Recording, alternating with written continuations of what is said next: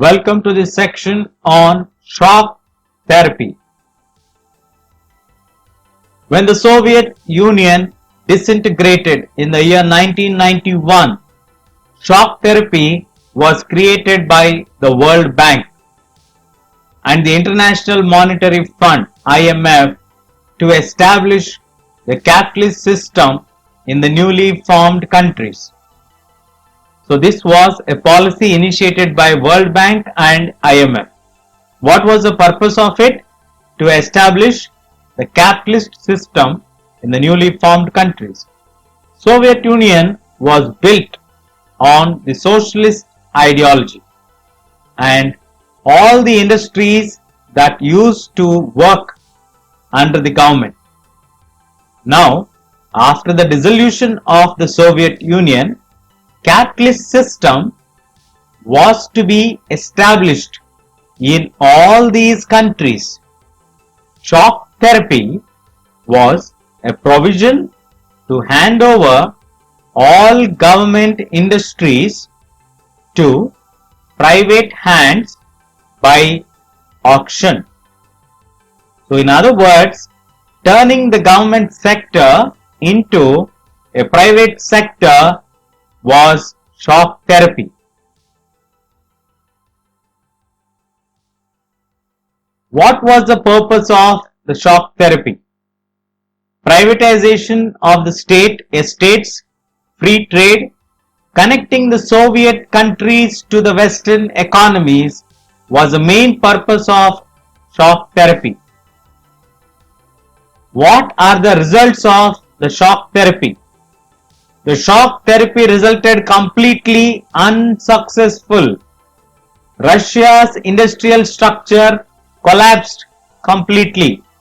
That resulted in the fall in Russian currency ruble. It also brought destruction of social welfare system that existed in Soviet Union. Big companies were sold at very low price. It increased in economies inequality or economic inequalities. There was a severe food crisis, encouraged black marketing, history's largest garage sale. Shock therapy was called the biggest garage sale in the history because big companies were sold at the price of junk.